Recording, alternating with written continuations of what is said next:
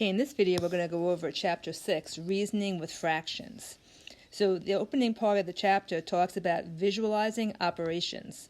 So a visual activity in your class would be very useful for building meaning for fraction operations, because I think it will help the kids kind of wrap their heads around it, because they can touch it, they can see it, it will make more sense. So if you have a candy bar, and candy bars are awesome because they're segmented so nicely, and I asked you to find half of a candy bar, how many columns would it include? So what you would do is you would say, okay, this is half, and I have 2 columns. So I'm assuming that when I said find half of it, you divided it vertically. Okay, you can do it horizontally also, and then you might have a different answer. But vertically, I have 3 columns. A third of a candy bar would include how many columns? Okay, so now I'm going to undo my, whoops, I don't want to do that. Let me go back. Let me see if I can get rid of that line. Or maybe we'll just try a different color. Okay, let me grab a different color. And if I'm going to divide this into thirds instead, then I would have breaks here and here if I'm doing it vertically. So a third of a candy bar would include how many columns? And a third is going to include 2 columns. So we share half and give away a third of the remaining candy. How many columns are left? Okay, so let's change colors again. And so if we share half, so here's the half that's been shared. So that's now gone because it was yummy and we ate it. And we're going to give a third of the remaining part away. So I have 3 columns. So a third of the remaining is going to be this 1 column. Okay, so this guy goes away too. So how many columns are left? I just have this guy left and this guy left. So I have 2 columns left. What is the smallest unit that you can break this candy into? So if you look at it, it is a 4 by 6. So you have 24 units. So 24ths are the easiest smallest unit to break it into. Okay, another visualization exercise mentioned in our text is the game Can You See? And the more ways you can have your students visualize fractions in fun ways, the less intimidating fractions will be. Especially if you use food, it's even less intimidating. So let's go on to the next page. Okay, so we're going to talk about equivalent fractions and unitizing. So we're going to unitize this same candy bar 4 different ways. So first, I said chunk the first candy bar into 12ths and then circle 1/12. So we have 1, 2, 3, 4, 5, 6. 1, 2, 3, 4, 5, 6. So we have 36 little compartments. So that means that 1/3, considering it as 12ths, is going to be that. So it's going to be 3 little squares. Okay, so I would have 12 of those if I colored it all the way in. Okay, the next one we're going to do, we're going to chunk it into 36ths and circle 3 36ths.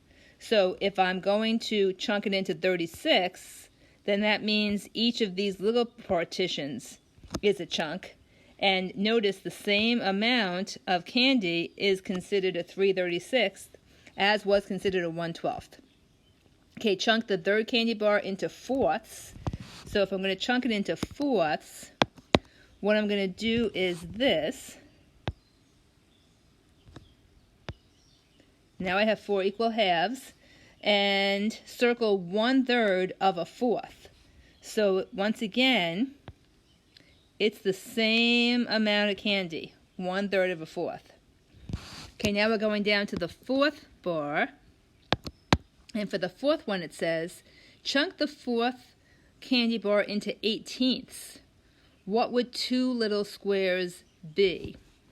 So 2 little squares would be this, and that would be 1/18. But what's 3 little squares? Well, 3 little squares is going to be 1.5 18ths. And how else can you write that? So this is we're going into unit fractions here. You can write it as 1/18 plus a half of an 18th, which is 1/36. Okay? So again, you've got the same 3 little pieces, and we have expressed it 4 different ways. Okay, going on to the next page. Okay, well, we're going to talk about comparing fractions, and this is an essential skill. So you can do it in a number of ways. One way is creating, if they have the same size parts. Same size parts refers to the denominator. So if it has the same size parts, 3 of the same size is certainly greater than 2 of the same size. Okay, so you're comparing with the same denominators. The same number of parts is when you compare numerators. So think about this. If your denominator is a bigger number, the bigger your denominator gets, the smaller your fraction gets. Think of it that way. So if you have the same denominator, when you have the same numerator, when you have a bigger denominator, that's going to be a smaller fraction. Okay, another nice way to compare fractions, when they don't have either the same denominator or the same numerator naturally, you can compare them to a benchmark. And this is a very nice skill because it ties back into the number line too. Okay, so you want to look at 4/5 and 2/7. And I can say that 4/5 is greater than 2/7 because I'm going to use the benchmark of 1/2. 4/5 is greater than 1/2, right? Because 2.5 is 1/2. Okay, 2/7 is less than 1/2. So since 2/7 is less than 1/2, it's also less than 4/5. Okay, here's another way, another benchmark. It doesn't have to always be 1/2. If you're comparing 9/10 to 8/9, because 9/10 is only 1/10 away from the whole number of 1, it's going to be greater than 8/9 because 8/9 is 1/9 away from the 1. And we know that if you have a bigger denominator, you have a bigger fraction. So I like those ways of comparing because I think as adults you automatically develop common denominators and compare them like that. But there's many more ways to do it that will help to build your working intuition and math sense, which is awesome. Okay, so here's yet another way to compare fractions. You can use a visual model. So if you're going to compare 3/8 with 4/9, okay, so here are the 2 fractions we are comparing. If you have a grid that is 1, 2, 3, 4, 5, 6, 7, 8, 9 by 8,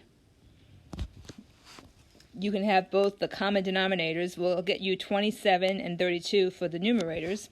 And so you can build 3/8 this way, and then you can build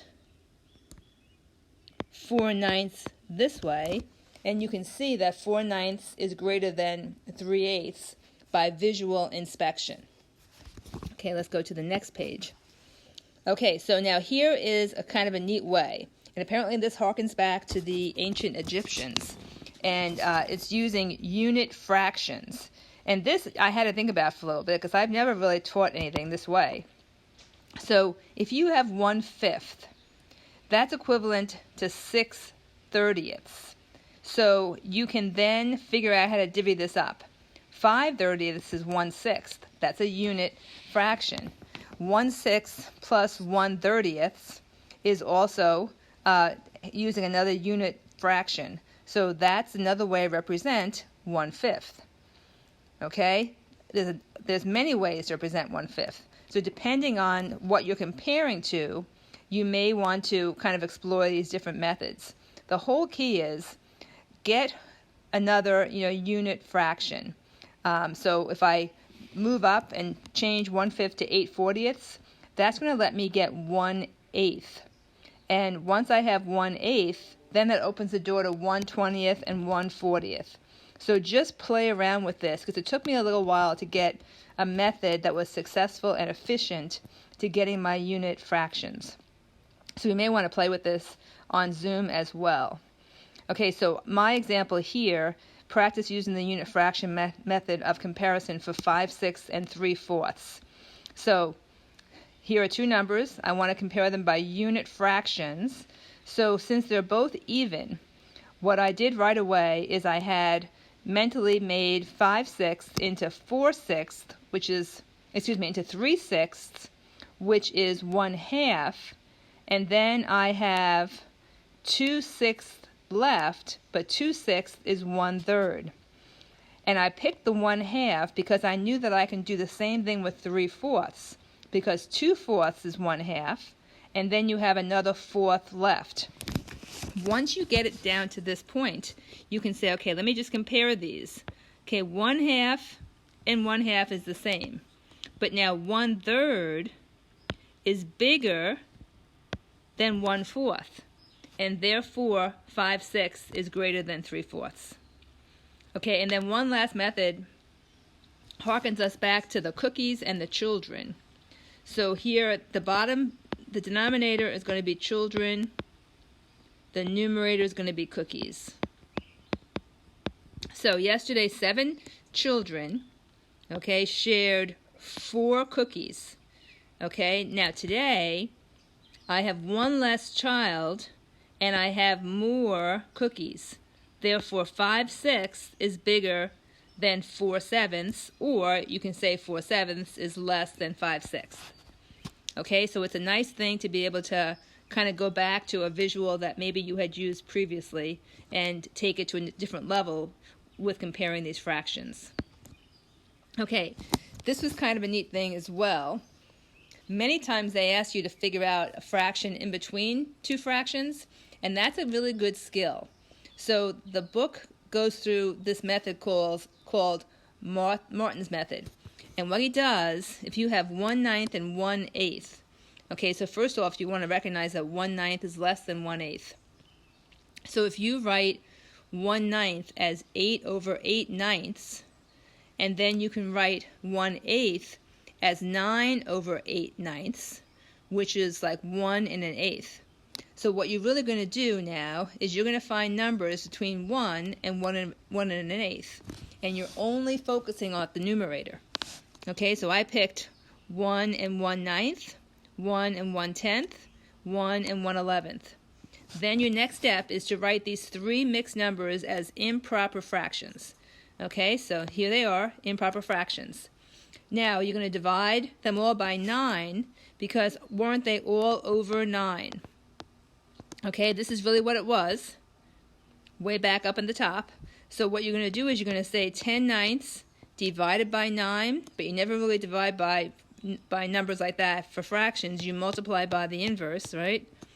And so you have, the reciprocal. So you have 10/81, and that's how I got that. And then you can do the same thing, 11/10 times 1/9 gives me 11/90, and then the same thing with the last one. Okay, so I thought there were really good skills in this chapter.